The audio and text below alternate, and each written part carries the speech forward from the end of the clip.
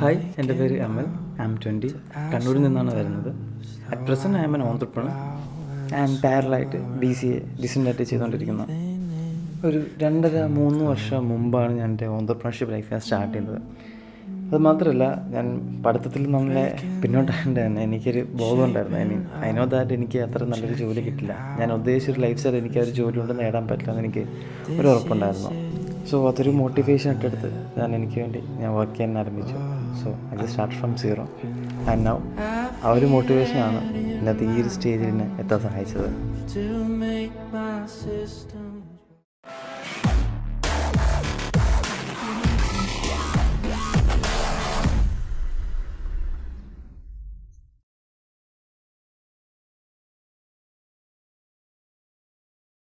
Basically എനിക്ക് വണ്ടികളുടെ ഒരു ക്രേസ് സ്റ്റാർട്ട് ചെയ്യുന്നൊരു LKG UKG ആ ഒരു സർട്ടൻ പീരീഡിലാണ്. കാരണം ഞാൻ സ്കൂളിൽ പോയിക്കൊണ്ടിരുന്ന വണ്ടി ഒരു ഉമ്മിനിയായിരുന്നു നമ്മളെ സ്കൂളിൽ കൊണ്ടുപോക്കുക. അപ്പോൾ അവിടുത്തെ ഡ്രൈവർ ഓടിക്കുന്നൊക്കെ ഞാൻ നോക്കിയിരിക്കും.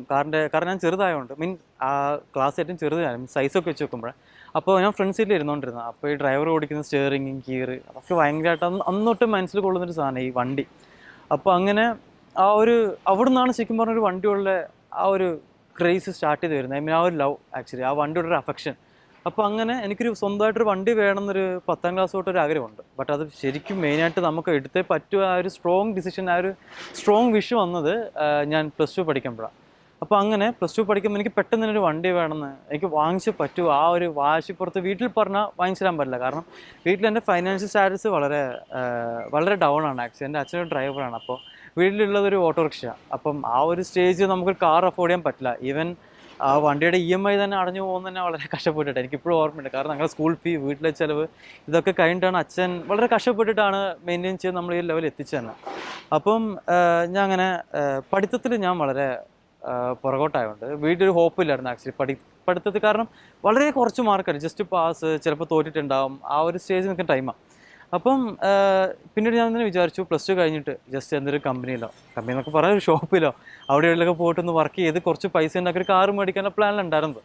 പക്ഷെ കാറിൻ്റെ ഒക്കെ പ്രൈസ് ഒന്ന് നോക്കിയപ്പോഴത്തേക്ക് 5-6 ലക്ഷമൊക്കെ.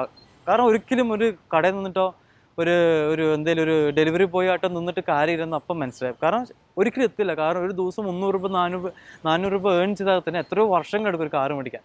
അപ്പം ആ ഒരു പീരീഡിലാണ് ആക്ച്വലി ഞാൻ ചെറുപ്പം തൊട്ട് എനിക്ക് കോഡിങ്, റോബോട്ടിക്സ്, ഇലക്ട്രോണിക്സ് ആ ഫീൽഡൊക്കെ ആയിട്ട് നല്ലൊരു പാഷനുള്ളതുകൊണ്ട് ഞാൻ അത് വെച്ച് അപ്ഡേറ്റ് ആയിരിക്കും. കാരണം അങ്ങനത്തെ ടൈപ്പ് പ്രൊജക്റ്റ് ചെയ്യുക, എക്സിബിഷന് പോവുക, കോൺടെസ്റ്റ് പങ്കെടുക്കുക, ഗൂഗിൾ സയൻസ് ഫെയർ, മനോരമ യുവ മാസ്റ്റർ മൈൻഡ്, ഇതൊക്കെ ഞാൻ സ്ഥിരമായിട്ട് പൊയ്ക്കൊണ്ടിരുന്ന ഓരോ എക്സിബിഷൻ. അപ്പോൾ ആ ഫീൽഡ് എന്ന് പറയുന്നത് റോബോട്ടിക്സ്, ഇലക്ട്രോണിക്സ്, പ്രോപ്പറായിട്ട് ഇൻ ടെക്നിക്കൽ വേർഡ്സ് നമ്മൾ എംബഡ് പ്രോജക്ട്സ് എന്ന് പറയും. അപ്പോൾ ആ ഫീൽഡിലായിരുന്നു ഞാൻ ഷൈൻ ചെയ്തുകൊണ്ടിരുന്നത്. ഞാൻ അതിലാണ് ഫുള്ളായിട്ട് എഫേർട്ട് ഇട്ടുകൊണ്ടിരുന്നത്. പഠിത്തത്തിനെക്കാട്ടും ഒരുപാട് ഇമ്പോർട്ടൻസ് ആയിരുന്നു എനിക്ക് ഈ ഒരു ഒരു ഹോബി, ഈ റോബോട്ടിക്സ്, ഇലക്ട്രോണിക്സ്. അപ്പോൾ ഞാൻ അതിൽ ഒരുപാട് ടൈം ഇൻവെസ്റ്റ് ചെയ്തിട്ടുണ്ടായിരുന്നു. അപ്പോൾ അങ്ങനെ എനിക്ക് സപ്പോർട്ടായിട്ട് മെയിനായിട്ട് ഉണ്ടായിരുന്ന എൻ്റെ അച്ഛൻ്റെ ഏറ്റവും ഇളയ ബ്രദർ വിജയകുമാറും ആൻഡ് ദെൻ എൻ്റെ ഒരു അങ്കിൾ ബ്രിജേഷ്. ഇവർ രണ്ടുപേരായിരുന്നു ഒന്ന് എനിക്ക് ഏറ്റവും സപ്പോർട്ടായിട്ടുണ്ടായിരുന്നു. ഓക്കെ, പേരൻസ് ലിമിറ്റേഷൻസ് ഉണ്ടായിരുന്നു ഫൈനാൻഷ്യലി, അവർക്ക് അത്ര എഡ്യൂക്കേറ്റഡ് അല്ല. അപ്പം ഇവർ രണ്ടുപേരായിരുന്നു തന്നെ കൈപിടിച്ച് മുന്നോട്ട് കൊണ്ടുപോയെന്നാണ് പറയാം. അപ്പം അങ്ങനെ ഇരിക്കുമ്പോൾ ഈ +2 ഒക്കെ കഴിഞ്ഞ് വെക്കേഷനൊക്കെ സ്റ്റാർട്ട് ചെയ്ത് നിൽക്കുന്ന ആ ഒരു ടൈമിലാണ് എൻ്റെ ഈ ബ്രിജേഷ് അങ്കിൾ എന്നൊക്കെ പറയുന്നത്, നീ ബാംഗ്ലൂർ പോവാ, നീ ഇപ്പോൾ ചെയ്യുന്ന പ്രോജക്റ്റ് ഞാൻ ഹോബിയായിട്ട് കൊണ്ടുനടക്കുന്ന കാര്യങ്ങൾ ബാംഗ്ലൂർ വന്നിട്ട് പ്രൊഫഷണൽ നിങ്ങൾക്ക് ചെയ്ത് അതിന് പേയ്മെൻറ്റ് കിട്ടും. അപ്പം ഞാൻ പിന്നെ ആലോചിച്ച് നമുക്ക് പേയ്മെൻറ്റും കിട്ടി, എനിക്ക് എൻ്റെ എക്സ്പെൻസ് എനിക്ക് കവർ ചെയ്യാൻ പറ്റും. അങ്ങനെ ഞാൻ നേരെ 2019 ആ ഒരു ഏപ്രിൽ സ്റ്റാർട്ടിങ് തോന്നുന്നു, ഞാൻ ബാംഗ്ലൂർക്ക് പോയി. അവിടെ 6 നഗറിലായിരുന്നു സ്റ്റേ. ഞാൻ അങ്ങനെ ഒരു കമ്പനി കയറി, DHS ഇൻഫോർമാറ്റിക്സ് എന്ന് പറഞ്ഞാൽ ജയനഗർ 4th ബ്ലോക്കുള്ള ഒരു എംബ്രോയ്ഡ് പ്രൊജക്റ്റും ഈ കോളേജ് പ്രൊജക്റ്റും അക്കാഡമിക് പ്രൊജക്റ്റൊക്കെ ഹാൻഡിൽ ചെയ്യുന്ന ഒരു കമ്പനി ഞാൻ ജോലി കയറി. അവിടെ പ്രേം സാർ അവരെന്നെ അസിസ്റ്റ് ചെയ്തുകൊണ്ടിരുന്നത്. അപ്പോൾ എനിക്ക് അത്യാവശ്യം നല്ല പ്രൊജക്റ്റ് കിട്ടി. എനിക്ക് അവിടെ നിന്ന് സാലറി എനിക്ക് തോന്നുന്നത് അപ്രോക്സിമേറ്റ് ഒരു 6,800 ആ ഒരു റേഞ്ചിൽ എൻ്റെ സാലറി. പക്ഷേ ആ സാലറി കൊണ്ട് എനിക്കൊന്നും ചെയ്യാൻ പറ്റില്ല. കാരണം എന്ന് വെച്ചാൽ എൻ്റെ ഫൈനാൻഷ്യൽ എക്സ്പെൻസ് ഒരുപാടുണ്ട്. റൂമിൻ്റെ rent, food expense, personal expense. അപ്പം ഇത്രയും കാര്യങ്ങൾ ഈ 6,800 രൂപ കൊണ്ട് മെയിൻറ്റെയിൻ ചെയ്യുക എന്ന് പറയുന്നത് ഇമ്പോസിബിൾ ആയിട്ട് കാര്യമായിരുന്നു. ബാക്കി വീട്ടിൽ നിന്ന് എനിക്ക് ഇങ്ങോട്ടൊക്കെ അയച്ചായിരുന്നു. അപ്പോൾ പിന്നീട് ഞാൻ അങ്ങനെ ഇരിക്കുമ്പോഴാണ് ഞാൻ ആ ഒരു കമ്പനിയിൽ നന്നായിട്ട് വർക്ക് ചെയ്തു. കാരണം അത്യാവശ്യം നല്ല പ്രൊജക്റ്റൊക്കെ ഞാൻ മെയിൻറ്റെയിൻ ചെയ്തിട്ടുണ്ടായിരുന്നു. ഈ എംബ്രോയ്ഡ് പ്രോജക്റ്റ് മെയിൻലി ഹാർഡ്വെയറും സോഫ്റ്റ്വെയറും മാത്രം ഇൻക്ലൂഡഡ് ആയിട്ടുള്ള പ്രൊജക്റ്റാണ്. അത് നമ്മുടെ ഐഡിയ വെച്ച് എനിക്കത് ഈസി ആയിരുന്നു ആക്ച്വലി. അപ്പം ഞാനവിടെ പെർ വീക്ക് തന്നെ 1-2 പ്രൊജക്റ്റൊക്കെ തീർക്കാറുണ്ട്.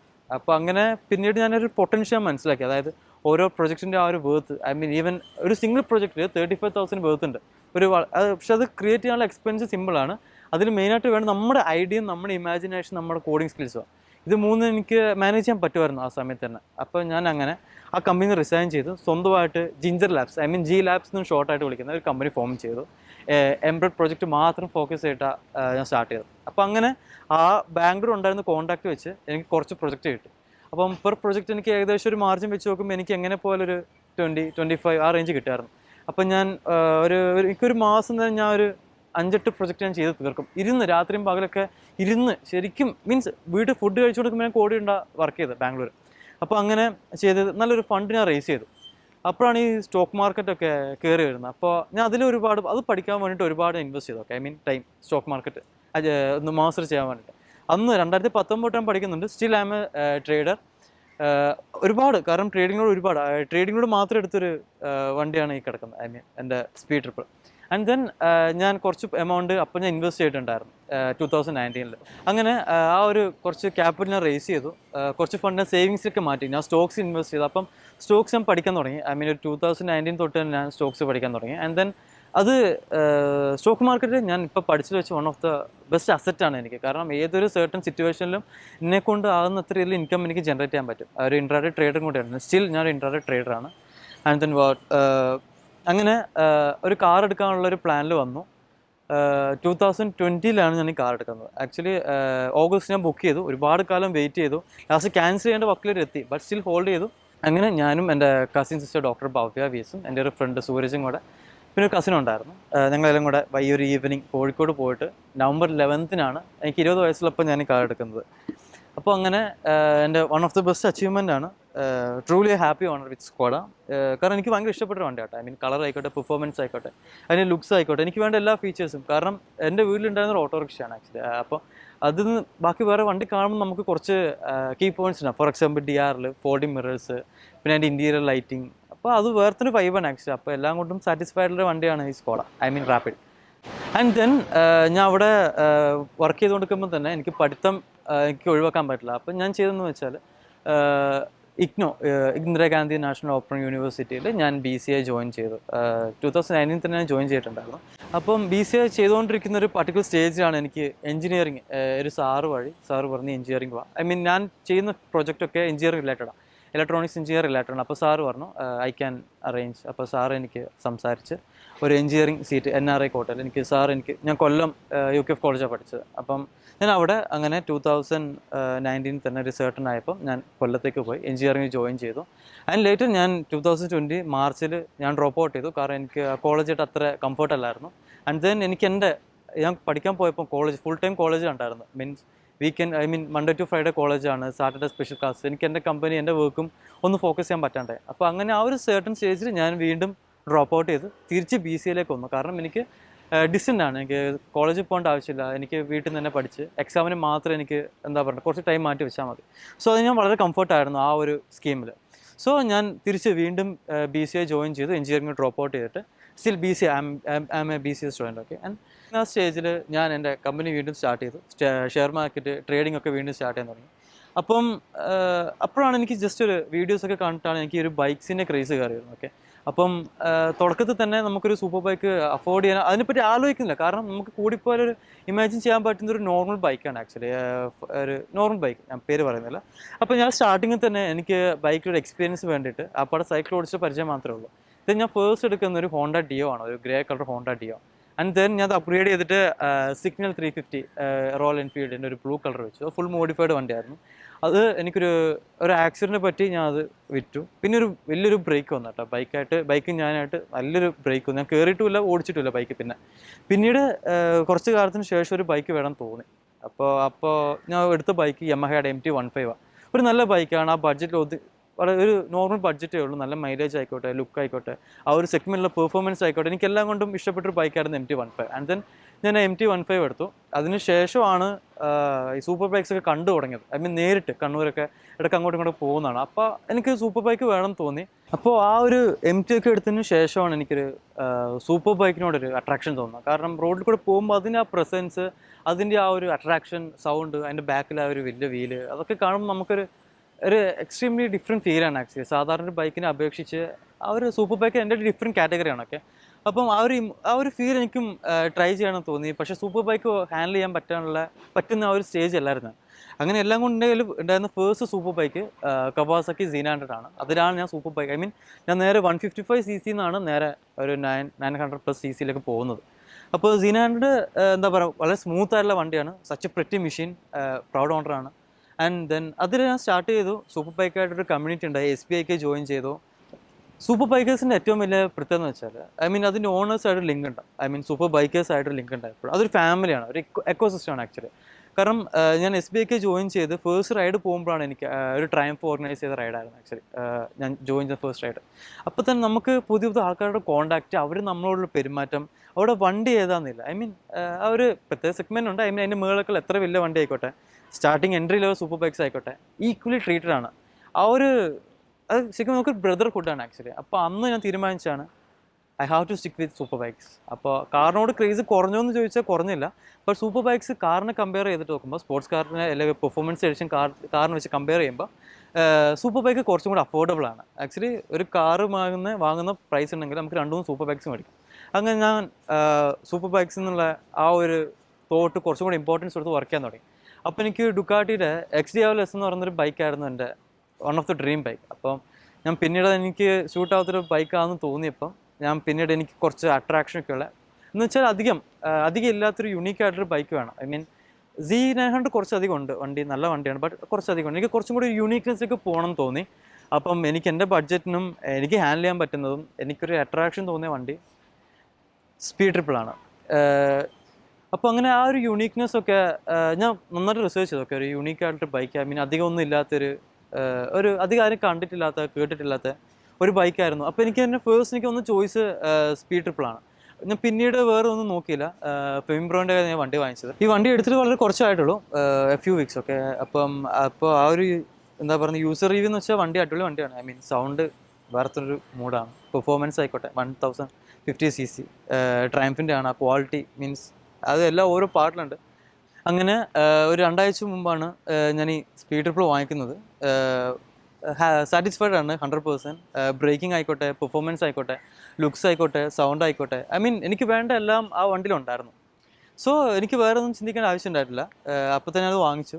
ദെൻ കാരണം ആ ഒരു യൂണീക്കാണ് വണ്ടി. സ്പീഡ് ട്രിപ്പിൾ എനിക്ക് തോന്നുന്നു വളരെ കുറച്ചേ ഉള്ളൂ, കേരളത്തിൽ തന്നെ വളരെ കുറച്ചേ ഉള്ളൂ. സ്ട്രീറ്റ് ട്രിപ്പിൾ ഉണ്ട്, ബട്ട് സ്പീഡ് ട്രിപ്പിൾ ഇത് വേറെ തന്നെ എഡിഷനാണ്, വളരെ കുറച്ചേ ഉള്ളൂ. അപ്പോൾ അങ്ങനെ എടുത്ത ഒരു വണ്ടിയാണ് സ്പീഡ് ട്രിപ്പിൾ. സാറ്റിസ്ഫൈഡ് ആണ്, ഒന്നുകൂടെ റിപ്പീറ്റ് ചെയ്യുന്നു. സോ അറ്റ് പ്രസൻറ്റ് എനിക്കിപ്പോൾ 2 സ്റ്റാർട്ടപ്പാണുള്ളത്. ഞാൻ പറഞ്ഞ G-Labs, ആൻഡ് സെക്കൻഡ് വൺ ഒരു റീഡാൻസ് എന്നിട്ട് പുതിയൊരു പ്രോജക്റ്റ് നടന്നുകൊണ്ടിരിക്കുന്നു, ഓൺ വർക്കിലാണ്. എൻ്റെ ഒരു friend Jinoy, ex a doctor, ഞങ്ങൾ രണ്ടുപേരും കൂടെ ആലോചിച്ചിട്ട് ചെയ്യുന്നൊരു പ്രോജക്റ്റാണ് റീഡാൻസിൽ. അപ്പോൾ എല്ലാം കൂടി ഒന്ന് സ്റ്റേബിൾ ആക്കിയിട്ട് വേണം അടുത്ത വണ്ടിയിലേക്ക് ചിന്തിക്കാൻ. നെക്സ്റ്റ് വൺ ഞാൻ BMW അഡ്വഞ്ചറിലേക്ക് പോകാനുള്ളൊരു പ്ലാനിലാണ് ഉള്ളത്. കാരണം അതൊരു ഓൾട്ടർനേറ്റ് വെഹിക്കിളാണ്, നമുക്ക് എല്ലാ പേർപ്പസിനും മാച്ച് ചെയ്യാം. പെർഫോമൻസ്, ഓഫ് റോഡ്, ക്ലിയറൻസ് എല്ലാം കൊണ്ടും ഒരു അഡ്വഞ്ചർ ബൈക്കിലേക്കായിരിക്കും നെക്സ്റ്റ് എൻ്റെ പ്രിഫറൻസ് മോസ്റ്റ്ലി. അതിന് കാർസിൽ ഫോർഡ് പോയാലും ശരി, ബട്ട് സ്റ്റിൽ മസ്റ്റാങ് എൻ്റെ വൺ ഓഫ് ദ ഫേവറേറ്റ് കാറാണ്. 2022 മുമ്പ് മസ്റ്റാങ് എടുത്തിരിക്കാം. ഒരു ടാർജറ്റാണ്, അതിനുവേണ്ടി അടുത്ത വർക്ക് സ്റ്റാർട്ട് ചെയ്യാൻ പോകുന്നു. കാരണം ഞാൻ പൈസ ഉണ്ടാക്കിയിട്ടല്ല കാറ് വാങ്ങിക്കുന്നത്, എനിക്കൊരു ടാർജറ്റ് ഉണ്ട്, ഇന്ന വണ്ടി, അതിനുവേണ്ടി ഞാൻ ഏൺ ചെയ്യുന്നു. കാരണം ഞാൻ എൻ്റെ ചോയ്സിന് എപ്പോഴും ഇമ്പോർട്ടൻസ് കൊടുക്കും. ബാക്കി എന്തോ ബാധ്യതകൾ ഉണ്ടാവട്ടെ, നമ്മുടെ പേഴ്സണൽ ഇൻട്രസ്റ്റ് ആൻഡ് പാഷൻ നമ്മൾ എപ്പോഴും ഒരു ഇമ്പോർട്ടൻസ്, ഫസ്റ്റ് പ്രയോറിറ്റി കൊടുക്കുക, അതിനുശേഷം ബാക്കിയിലേക്ക് പോവുക. കാരണം ഭാവിയിൽ നമുക്ക് എന്തെന്ന് പറയാൻ പറ്റില്ല. കാരണം അടുത്ത ആഴ്ച നടക്കാൻ പോകുന്ന ഒരു കാര്യത്തെ പറ്റിയിട്ട് ടെൻഷൻ അടിച്ചിട്ട് അടുത്ത ആഴ്ച നമ്മൾ ഉണ്ടെന്ന് യാതൊരു ഗ്യാരണ്ടി ഇല്ല. അപ്പോൾ ഇന്ന് ചെയ്യേണ്ട കാര്യം ഇന്ന് ചെയ്ത് തീർക്കുക. ആഗ്രഹങ്ങളൊക്കെ ഭാവിയിലേക്ക് വെക്കല്. കാരണം നമുക്കെല്ലാവർക്കും കൺസെപ്റ്റ് ഉണ്ട്, വലുതായിട്ട് വളർന്ന് വലുതായി പഠിച്ച് ജോലി വാങ്ങിച്ച് സമ്പാദിച്ച് വേണ്ട. അതാണ് പറയുന്നത്. കാരണം നമ്മൾ പൈസ കൊടുത്ത് പഠിക്കുന്ന, പൈസ കിട്ടാൻ വേണ്ടി ജോലിക്ക് പോകുന്നു, ആ ഒരു ചെയിനിലാണ് സ്റ്റിൽ ഫോളോ ചെയ്യുന്നത്. അതിന് ജസ്റ്റ് ഡിഫറെൻ്റ് ആയിട്ട് നമുക്ക് നമ്മുടെ പാഷൻ, നമുക്കൊരു ആഗ്രഹം ഉണ്ടെങ്കിൽ നമ്മൾ നല്ല രീതിയിൽ ഏൺ ചെയ്താൽ നമുക്ക് അതിൽ നിന്ന് കിട്ടുന്ന ഫുൾഫിൽമെൻറ്റ് എൻ്റയർലി ഡിഫറെൻ്റ് ആണ്. ആക്ച്വലി നമുക്ക് നമ്മൾ സ്വന്തം അത്രയ്ക്ക് ഹാർഡ് വർക്ക് ചെയ്തിട്ട് ഏൺ ചെയ്ത് വണ്ടി ആയിക്കോട്ടെ, കാർ ആയിക്കോട്ടെ, ഈവൻ ഒരു സൈക്കിൾ ആയിക്കോട്ടെ, അത് ഓടിക്കുമ്പോൾ കിട്ടുന്ന നമുക്ക് ഒരു ഫീഡ്ബാക്ക് എൻ്റയർലി ഡിഫറെൻ്റ് ആണ്. ഇപ്പോൾ ഇതിൻ്റെ അടുത്ത് എത്ര വലിയ വണ്ടി കൊണ്ട് വെച്ചാലും എനിക്കിത് ഓടിക്കുന്ന ഫീൽ അതിൽ കിട്ടില്ല. കാരണം ഇതിൽ ഞാൻ എക്സ്ട്രീം പ്രൗഡാണ്. കാരണം ആ വണ്ടി സ്റ്റാർട്ട് ചെയ്യുമ്പോൾ തന്നെ എനിക്ക് കിട്ടുന്ന ഫീൽ, ഞാൻ വാങ്ങിച്ച എൻ്റെ വണ്ടി, എൻ്റെ ആ ഒരു എഫേർട്ട് നമുക്ക് ഒരു കാറിലൂടെ പുറത്ത് കാണിക്കാൻ പറ്റുന്നു. അപ്പോൾ അങ്ങനെ വാങ്ങിച്ച് അത്രയ്ക്ക് എഫേർട്ട് ഇട്ടിട്ട് ഞാൻ വാങ്ങിച്ചൊരു വണ്ടിയാണ് ഇതെല്ലാം. എൻ്റെ കയ്യിലുള്ള എല്ലാ വണ്ടികളും മൊത്തം അപ്പം നമുക്ക് ആ ഒരു പ്രൗഡ് ഫീൽ നമുക്കത് വേറൊരു വണ്ടി കിട്ടില്ല. നമ്മളിപ്പോൾ ഒരു ലക്ഷറി കാർ റെൻറ്റിനെടുത്ത് ഓടിച്ചാൽ പോലും നമുക്ക് ആ ഒരു ഫുൾഫിൽമെൻറ്റ് കിട്ടില്ല. നമ്മുടെ ഫേസ്റ്റ് കാർ നമ്മൾ ഷോറൂമിലെടുത്ത് നമുക്കൊക്കെ ഈ കൈ കിട്ടുന്ന ആ ഫീൽ, ഐ മീൻ ആ ഒരു hand over, I mean first കാറൊക്കെ നമ്മൾ ഏൺ ചെയ്ത ഫേസ്റ്റ് കാറ് ഈ നമുക്ക് രണ്ട് കാര്യം കൊണ്ട് വായിക്കുന്ന ഫീൽ എൻറ്റയർലി ഡിഫറെൻ്റ് ആണ്. അത് എല്ലാവരും ഒരിക്കലും, ഐ മീൻ എത്ര ചെറിയ വണ്ടി ആയിക്കോട്ടെ, എത്ര വലിയ വണ്ടി ആയിക്കോട്ടെ, അത് എല്ലാവരും സ്വന്തമായിട്ട് അധ്വാനിച്ചൊരു വണ്ടി ഇഷ്ടമില്ലേ കൂട്ടിക്കുക, നിങ്ങൾ ഡ്രൈവർ വെച്ച് ഓടിച്ചോ, ബട്ട് സ്റ്റിൽ ഒരു കാർ ഓൺ ചെയ്യുക, അത് എൻറ്റയർലി ഒരു അസറ്റാണ് ആക്ച്വലി കാർ. പലരും ഡെഡ് മണിയാണ്, കാർ വാങ്ങിച്ച പൈസ അവിടെ ഇൻവെസ്റ്റഡ് ആണ്, തിരിച്ച് കിട്ടില്ല, വിൽക്കുമ്പോൾ റീസെയിൽ വാല്യൂ ഇതൊന്നും നോക്കണ്ട. ഈ വണ്ടി ഞാൻ എടുക്കുമ്പോൾ എനിക്ക് ഏറ്റവും വന്ന നെഗറ്റീവാണ് റീസെയിൽ വാല്യൂ. സ്കോഡക്ക് റീസെയിൽ വാല്യൂ ഇല്ല, മെയിൻ്റെനൻസ് അധികമാണ്, ആയിക്കോട്ടെ, ബട്ട് സ്റ്റിൽ എന്താ പറയുക, നമ്മുടെ ആ ഒരു നമുക്കൊരു ഫ്ലേവറാണ് ആക്ച്വലി, നമുക്ക് എന്ത് വേണം, നമ്മുടെ ഇൻട്രസ്റ്റ് ഇതാണ്, അതിൽ സ്റ്റിക്ക് ഓൺ ചെയ്യുക. ബാക്കി മെയിൻ്റെനൻസ്, ബാക്കി എന്താ പറയണേ, മൈലേജ്, ഇതൊന്നും നോക്കിയിട്ട് കാര്യമില്ല. നമുക്കിഷ്ടമുള്ള വണ്ടി ഏതാ അത് നമുക്ക് ലവ് ചെയ്താൽ വാങ്ങിക്കുന്നത്, അല്ലാണ്ട് ഉപയോഗിക്കാൻ വേണ്ടി മാത്രമേ. നമ്മുടെ ആ ഒരു ഫുൾഫിൽമെൻറ്റാണ് നമുക്ക് വേണ്ടത്. അപ്പോൾ അത് അവിടെ മൈലേജിന് ഒരു പ്രയോറിറ്റി ഇല്ല, ലുക്കിന് പ്രയോറിറ്റി ഇല്ല, പൈസക്ക് പ്രയോറിറ്റി ഇല്ല. അപ്പോൾ അത് ഫസ്റ്റ് മൈൻഡിൽ വെക്കുക. അതിനുശേഷം നിങ്ങളുടെ പർട്ടിക്കുലർ വെഹിക്കിൾ നിങ്ങൾ സ്റ്റിക്ക് ഓൺ ചെയ്യുക, അത് എടുക്കുക. കാരണം ഞാൻ പറഞ്ഞില്ല, ഫേസ്റ്റ് ആ ഒരു ഷോറൂം നമുക്ക് കീ കിട്ടുന്ന ഫീല് വേറൊരു വണ്ടിക്കും കിട്ടില്ല. അത് ആദ്യം നിങ്ങൾ എടുക്കുന്ന വണ്ടിക്ക് മാത്രമേ ഉണ്ടാവുള്ളൂ. അത് മാക്സിമം എൻജോയ് ചെയ്യുക. അവിടെ വേറെ ടെൻഷനോ കാര്യങ്ങളോ ഒന്നും ആലോചിക്കാതെ നേരെ സ്റ്റിക്ക് ഓൺ ചെയ്യുക, work and get on your trip.